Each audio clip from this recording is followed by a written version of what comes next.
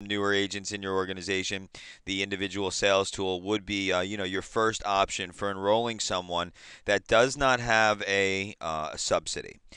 They will need to have a qualifying event, and what's going to happen is when you come in here and you create a proposal for someone, you would just simply create a test proposal, or you should definitely get in here if you haven't done one so far.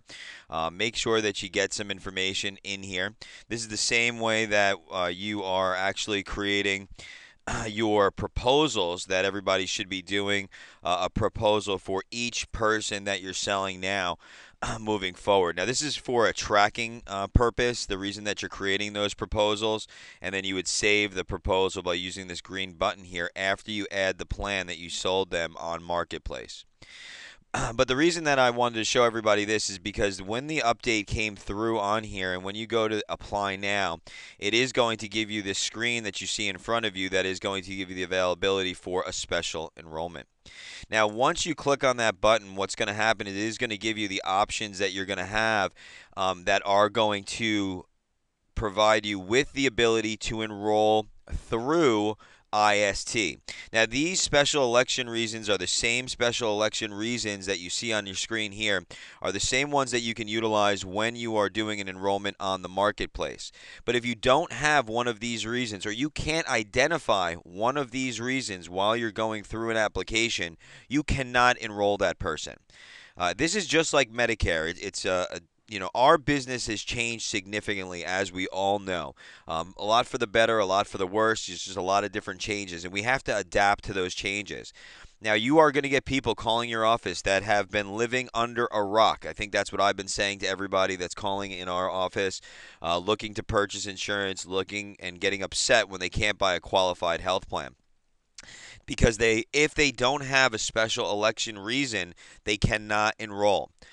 So what we need to do as agents and as agency directors is see if we can identify those special election periods. Now, the identification of those special election periods is what's going to make the difference for you to be able to write that standard policy, or if you're going to have to go with a substandard or a short-term medical style program.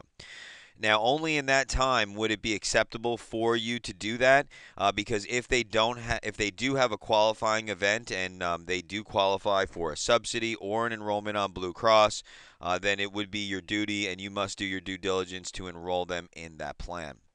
It is a bitter pill for a lot of people to swallow. There have been a lot of folks that have been upset about it. Why can't I get insurance? And I would really call it like you see it. We've had, the last 6, 7 months for people to enroll. You've had the ability to enroll these folks with no medical questions. It would get issued. They'd be able to access a subsidy. And then what you would have to do is if they did not have one of these qualifying events, your hands are tied. Just like if a Medicare person walked into your office and they didn't have a qualifying event to change, you will not be able to help these people as well. So let's just kind of go through these and make sure that everybody understands that these events all have to be within a 60-day window. As you've gotten in the questions and answers and in the job aid that is through Skillsoft, you should have been through this information already, the PowerPoint that has been sent out that identifies these SEPs and really talks about the time frames in which you can access them. But it's not 63 days, it's a 60-day window. So another change to our thinking. So what you have to understand here is that if they have a minimum essential loss of coverage, or that essential loss of coverage is going to be in the future, well, then you can utilize this. That change has to be within 60 days. If they're having a birth, an adoption, or placement for an adoption, or foster care, again, within a 60-day window. Now, conception has come up quite often. When you conceive that child makes no difference. It is the birth of the child.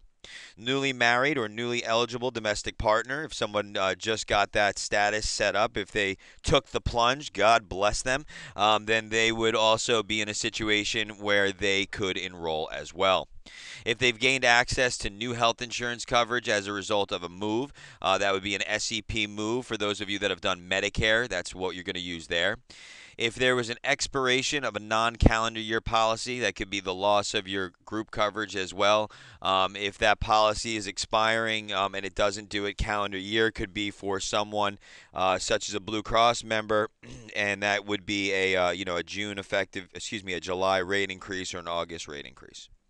If they just became a citizen, that's pretty straightforward. Also, if there are some other areas as well that you can address with the job aid and take a look at that PDF so you can get some more information on that. Here's the Florida Blue information. Now, we are going to go over the changes of networks because that is something that has come up quite often, and you do not have to do a new enrollment if there is a change in network.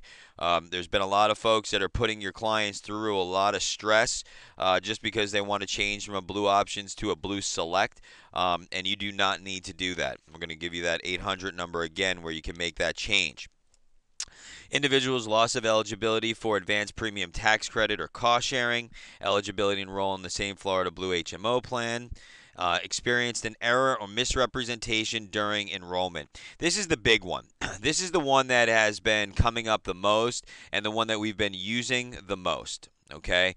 And the reason that we're using that the most is because you have to understand if someone calls your office or talks to you or one of your agents and they simply say, well, I don't like the Humana plan or the Coventry plan that I spoke about. Okay? Um, if you are, I'm sorry, I guess I needed to refresh that screen. I hope everybody can see my screen now. I apologize. So, thank you, Mr. Falco.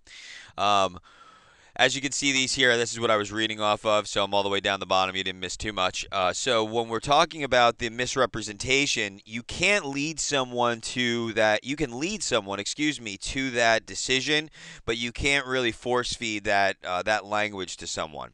So what you want to understand is that if you're talking to someone, they tell you, I bought a Humana plan, my doctor's not in network, I was told my doctor was in network, I didn't realize that I had X, Y, and Z benefits, this is not what I signed up for, this is a bad bill of goods. Well, that was a material misrepresentation during enrollment, and you would be able to enroll that person. Now, you would have to do your due diligence in keeping records and documentation of that misrepresentation or that experience of that client. You want to get that in writing. You want to house that. You want to keep that on file.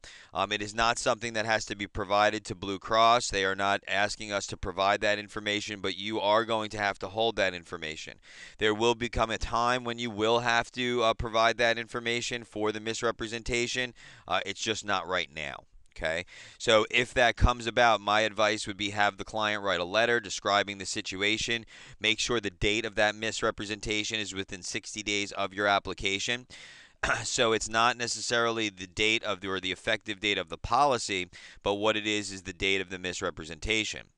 So that can be a little confusing. So let me just elaborate. If Miss DeFalco had bought a Humana policy, she goes to use it, 60 days later because she goes to the doctor, which is never going to happen.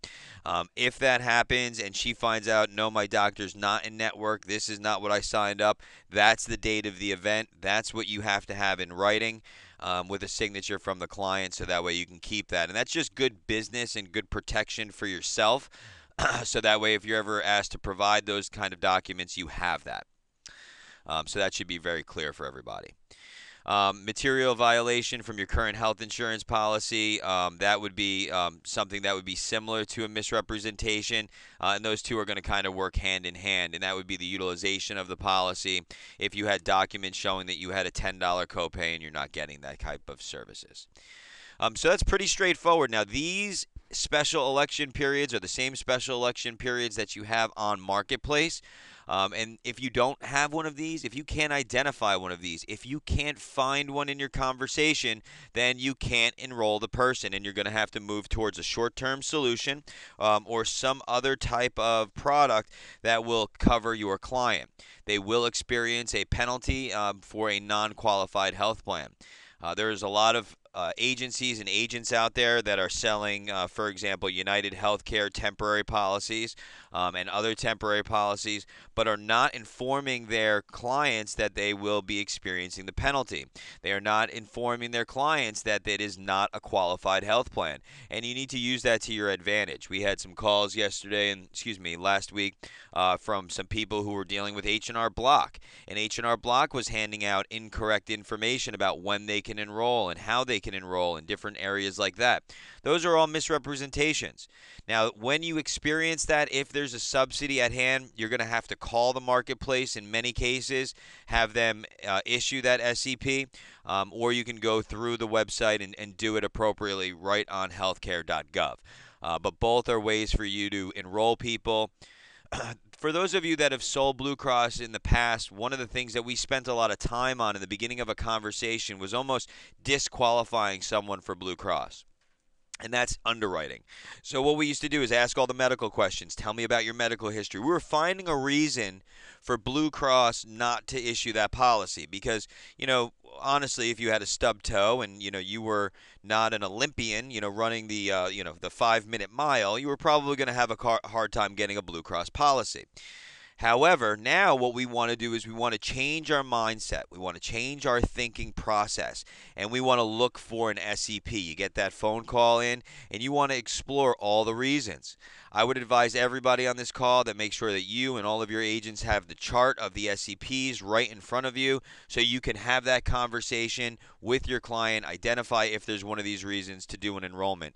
And if you can find one, you're good to go. Knock yourself out, and you're going to be able to enroll that person.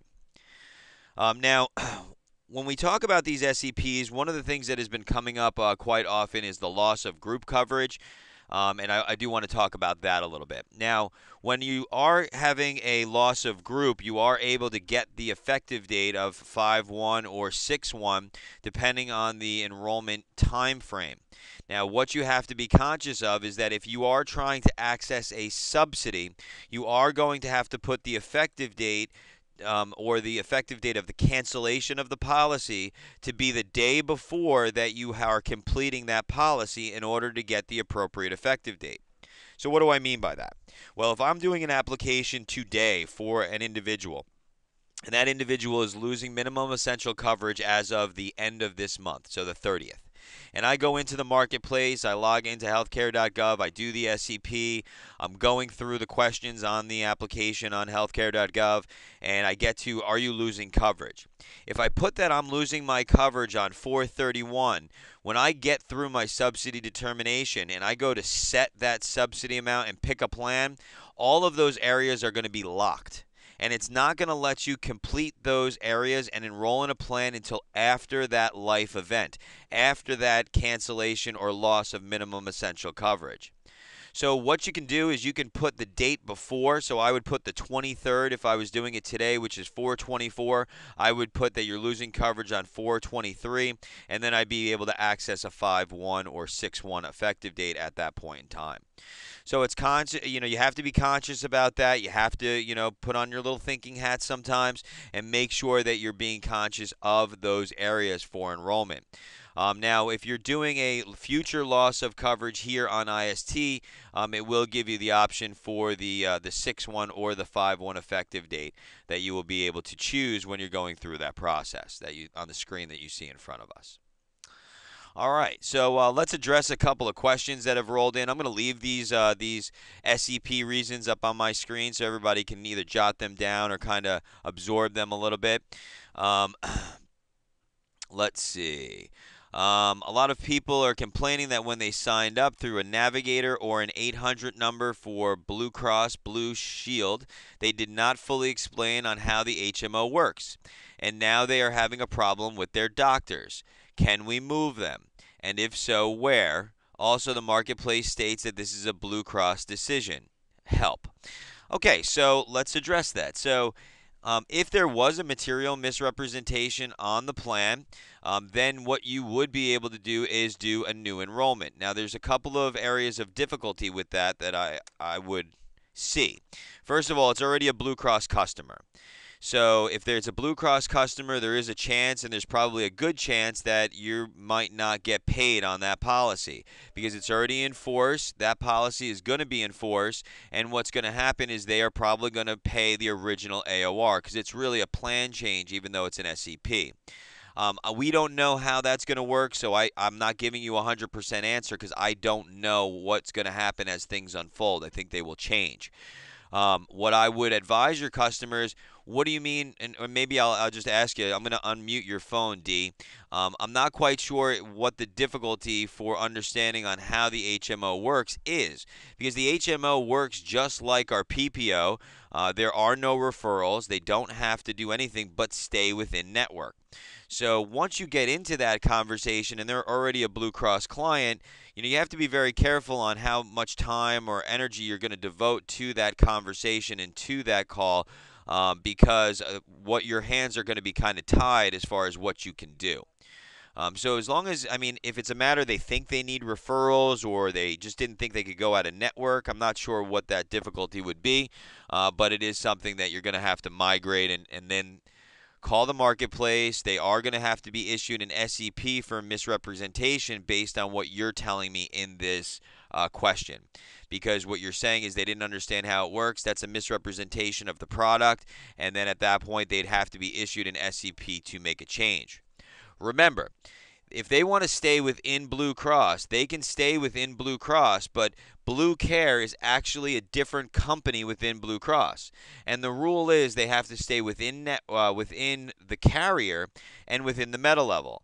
So they could switch to a different Blue Care program. Let's just say they took a 1498, which is a silver plan. They could switch to a 1490 or a 76 or a 73, all within that same meta level, but they cannot go to a Blue Options or Blue Select. That's just not an available switch because it actually is a different internal company. All right, let's see. Next question.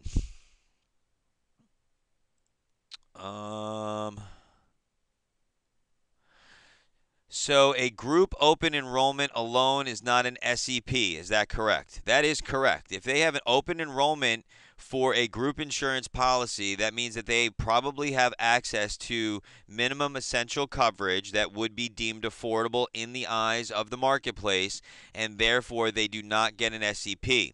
The only time they would be able to get an SEP is if that group disbanded, and they no longer had that group insurance available, or that group insurance became overly expensive, over 9.5% of the cost of the individual employee's income.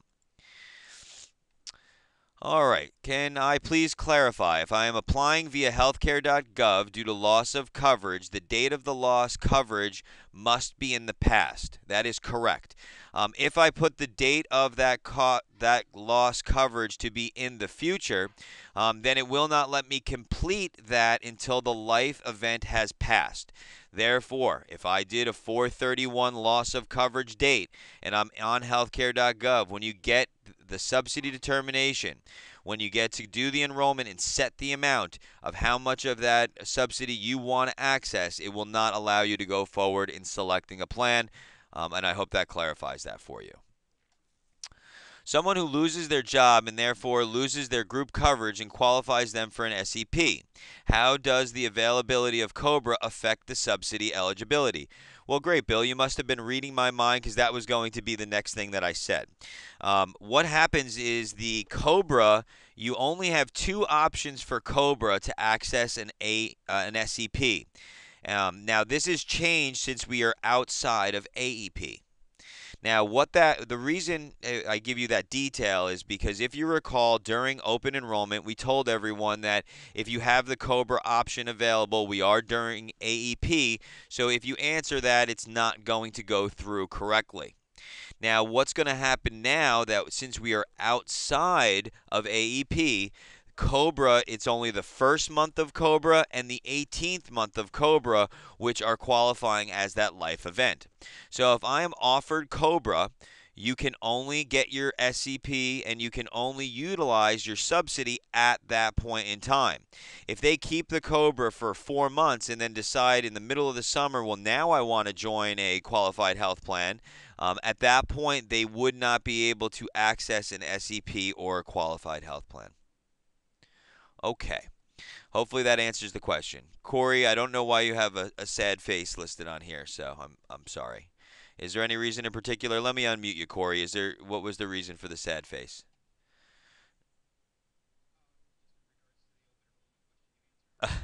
Okay, no problem. I just want to make sure it wasn't something else I said. Okay. The SEP list, can I put that back up? The SEP list that you're requesting is in the job aid. It is located in the Skillsoft. It has been sent out. We'll send it out again for everybody as well. If someone is on Blue through their group plan and is coming off group, will there be a new AOR or does it stay with the person who sold the group plan? Nope, there would be a new AOR in that situation. That's a new policy. It's a new individual policy, shall I state, and the person who sells the individual plan will be the AOR. The AOR is only honored for those people that have, once they're enrolled, then they stay with the AOR on the individual.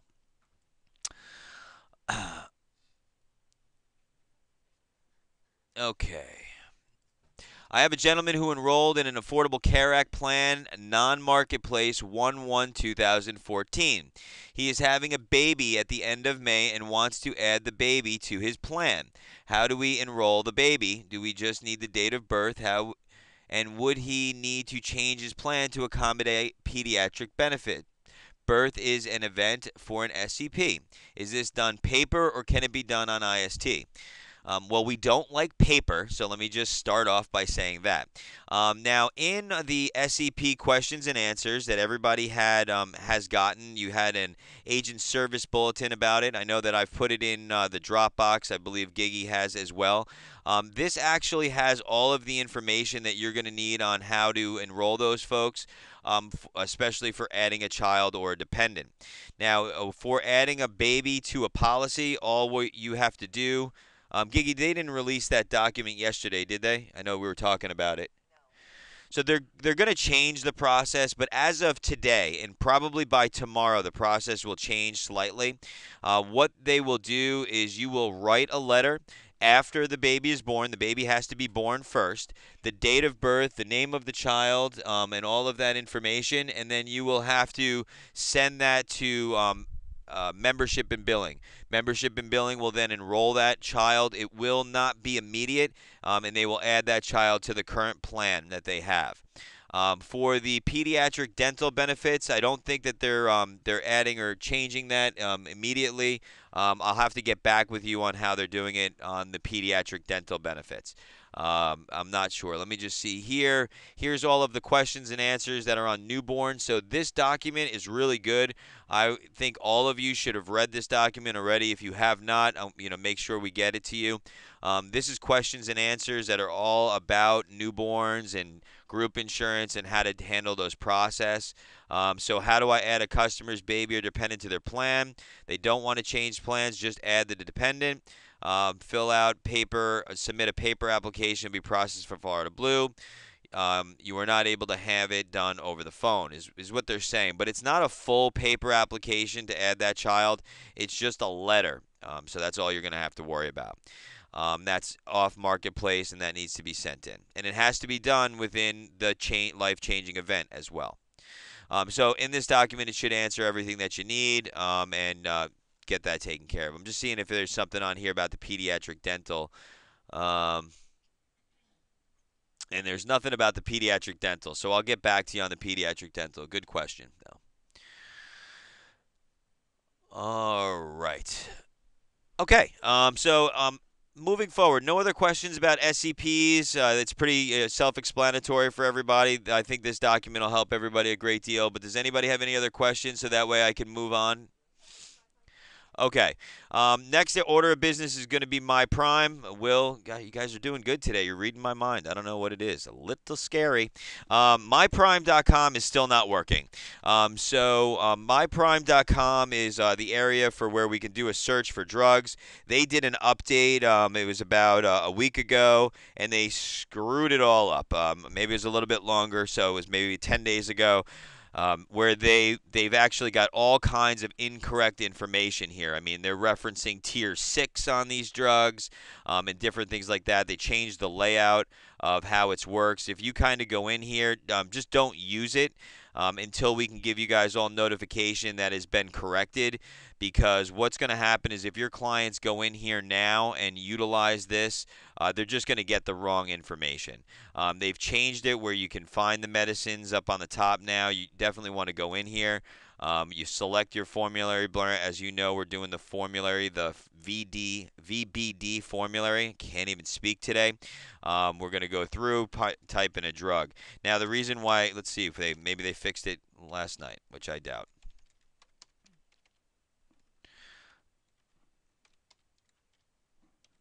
All right, let's see. So what's happening is they're just referencing incorrect information on here. And if we're just doing this, let's just take a look and see. We'll all learn together this morning. And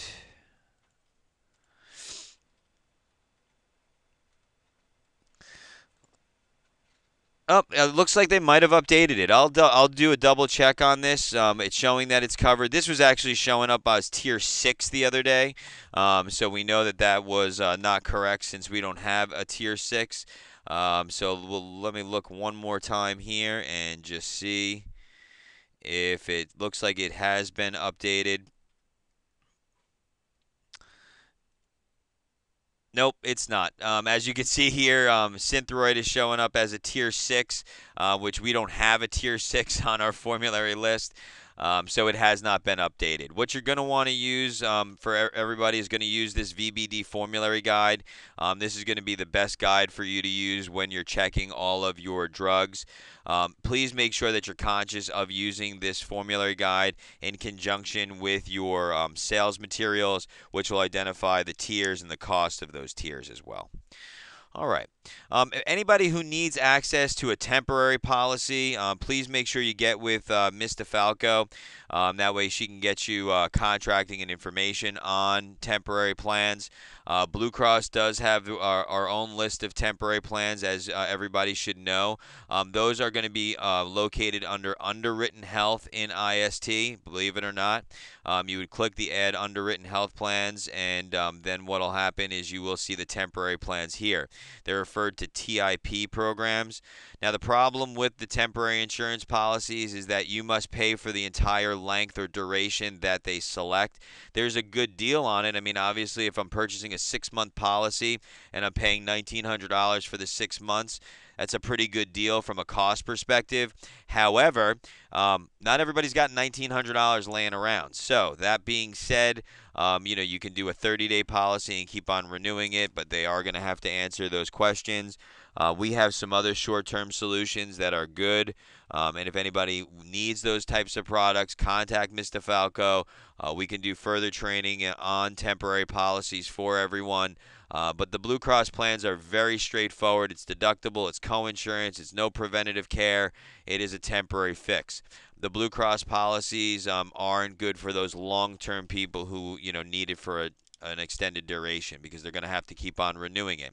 So if I did a 60-day policy, I can do a bi-monthly, pay bi-monthly, but I'm going to have to be doing a new application every 2 months. So it's a little bit of a pain in the you-know-what. Okay. Also want to remind everybody, you want to avoid a paper application at all extents possible. Possible applications for paper, there's just too many headaches, and there's just too many inconsistency with the processing of it. I know that Blue Cross has sent out special PO boxes and things like that. But we've identified that 99.9% of the time, you can do the application either on healthcare.gov with accessing an SCP, call the marketplace and access the SCP, or do it on IST. So there's very limited reasons why you would need to use that paper application. So I would just be very conscious of that. You really don't want to do that. Plan changes, one more time. I want to give everybody that number. I know that we've sent it out several times. If you have a customer or someone that you speak to that is on a Blue Select, they need to change to a Blue Options, then they need to just simply call the number that I just typed into the chat function. I'm going to read that off for everybody who's not on the actual webinar, and that's going to be 855-969 0920. Again, it's 855-969-0920. That's how you do plan changes. Don't put them through another application. Understand that if you're not the agent of record, you are not going to become the agent of record by doing that. So if it's not your customer, it would be a good level of service that you can take care of for your clients, but it is not something that is you're going to be compensated for making that change. All right. Um, we are also going to want to make sure that everybody has got access to the US Able products. Those are going to be critical illness, hospital indemnity, and the accident plans. Those are US Able, which has a partnership with Florida Blue. So those products should be located in your IST. So if you come in here and you're doing an application, for example, and you're looking at your prospects and you add one, you'll have those other options for right here. Let me just show you here. You will have the other options to select for these other products. If you don't see them, what we'll have to do is we'll make sure that you get with Gig, and she can make sure that you have those added on there. There's also a training, a web meeting that's a recorded web meeting that you would have to you'd have to go through in order to sell those products as well. So what you'll see is these three areas right here: the hospital indemnity, the accident, critical illness. Those are those three products. Good products. They work very well. Also, the dental products now. This is the time to where you can go and sell those dental plans. You can sell those other products because you've got time to do so because they don't have to worry about accessing any special elections or anything like that. All right, the last order of business is going to be your clients that have purchased a Blue Select policy. I want everybody to be real conscious and careful that if you're having a customer that is having an issue filling brand name medications that are medically necessary on Blue Select, that you may have a slight problem. If you identify a problem like that, you definitely want to speak with the client, and let me tell you why. So, what has happened is Florida Blue has not communicated clearly to us on how the Blue Select policies are going to function with brand name drugs. Now, what I mean by that is that we all know through training and through education that if someone fills a medication and we are going to cover the generic medication, and there's a brand name available, that we can get that brand name drug covered at the copay price if it is medically necessary. Now, what we have identified is that if your customer has Blue Select, that they are not going to be able to take that brand name medication even if it's medically necessary without paying the penalty. Now, the penalty is going to be the difference in the cost between the amount of money that we would cover on the generic medication to the brand name. But that is not the way that we've known Blue Cross to do business ever. And we identified this problem the other day, and we're still researching it with Blue Cross and going through it on a case-by-case basis to make sure that it is consistent. Leadership at Blue Cross is looking through this as well. But what we've been informed is that if the brand name drug is medically necessary and there's a generic available, they would still be in receipt of a penalty for taking the brand name drug. So that doesn't make everybody feel warm and fuzzy. It's not really good. It's not something that we were educated on as an organization or from the carrier. I would personally apologize to everybody for that because that's something that we would definitely have been elaborating to people because I feel that it is going to bring up some headaches. But let's take it by a case-by-case basis. If you have a customer that's experiencing this, contact agent services. Let's see what we can do and see if we can get some resolution. Some of those that are complicated or that we know that it's going to be a very high cost, the best solution for you to do is to switch them from Blue Select to Blue Options. Let me give you an example so those of you that are kind of not understanding what I'm saying, it'll make more sense. We have a customer who's on a Blue Select all copay plan of $14.57. She takes a medication that is not, we have generics available, but she has stated that she cannot take the generic medication due to medical necessity. The doctor has written a letter of this, and we've submitted this to both Prime and Florida Blue. And they're not paying the claim for the name brand medication. She is still experiencing the penalty. So we contacted Florida Blue, and they said that we only cover the medical necessary drugs for the brand name if it is a Blue Care or Blue Options. So my option is to switch her to the Blue Options 1424. Now, for this particular scenario, it's not that big of a deal. It's about a $70 difference a month in premium, but the difference in the cost of her drug is over $700. So she's going to pay the $50, get the better plan, because it's going to avoid her paying an extra $700 a month. Now, that's not the way that the agent had described it to her or educated it to her, because that's not the way that we were informed that it worked. So you may experiencing those types of scenarios. Know that you can make that plan change if someone has a significant medical need and the cost of that medication is rather expensive. You're going to have to move them to the Blue Options plan from Blue Select. It's going to be a little sticky situation. Again, take it on a case-by-case basis. I wouldn't be calling everybody and opening that up to all of the work that would cause you to have, because I don't think a lot of people will experience that, and it's in a manner for Blue Cross to control cost on the drugs. So it can be a little difficult situation. Everybody understand what I was just talking about with that? Anybody have any questions?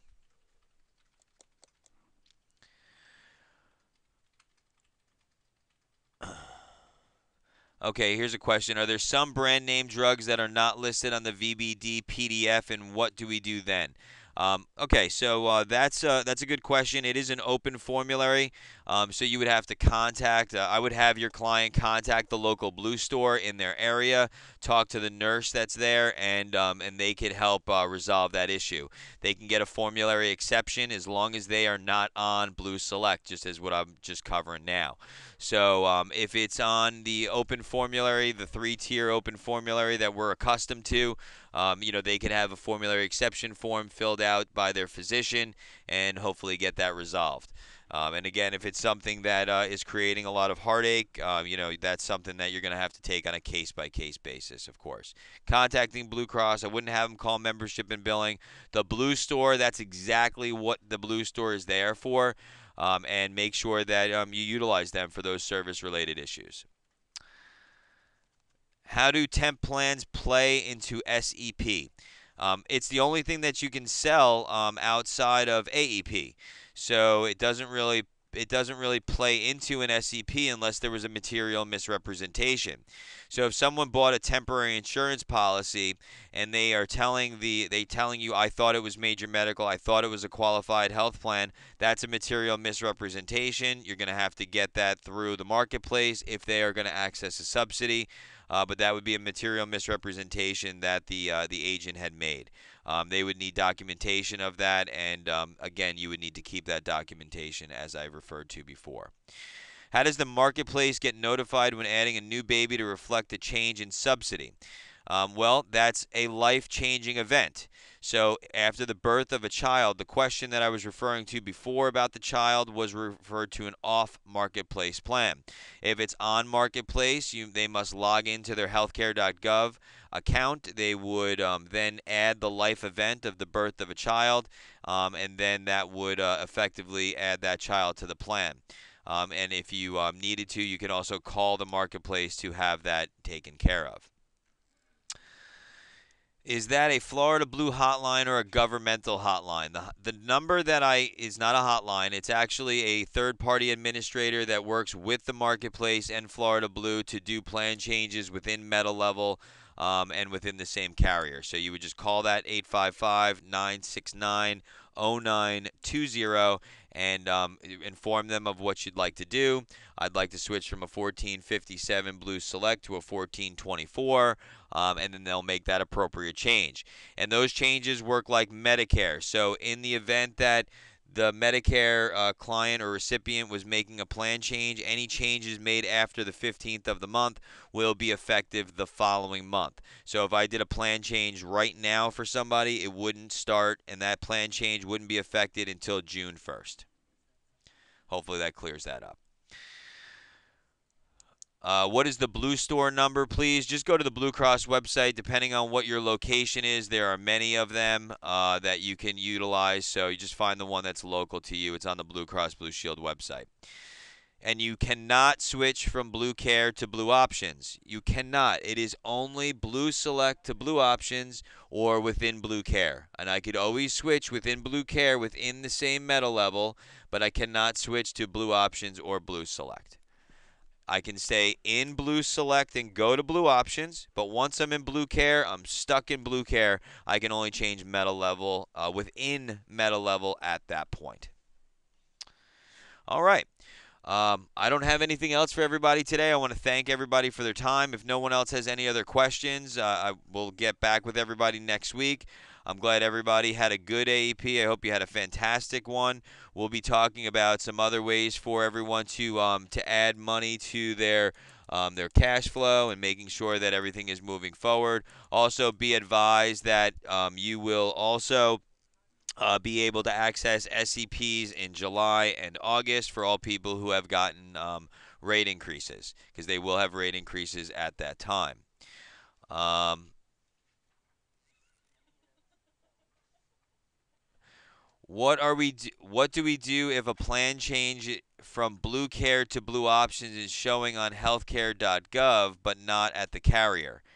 Um, that means that they were issued an SEP, so that was a new application. So that's not a plan change. And they would have to have an SEP on that. And I don't know if I really understand that, Will. So what I would do is I would make sure, just give Gigi a call after this happens, and if it was during AEP, we'll just take it off of the conference, please, and then we can Gig can go through that with you, and we can make sure that we address that specifically. All right, everybody. Well, again, I want to thank everybody for their time. We'll make sure that we have this the document is already out that you were looking at. It's in Blue Cross, right on the main screen in sales and support materials. Good document to have, and make sure you have that SEP document as well. Hope everybody has a great day. I'll talk to everybody next week. Enjoy your weekend. Enjoy the sunshine. And spring is sprung. So have a great day, everybody. Thank you.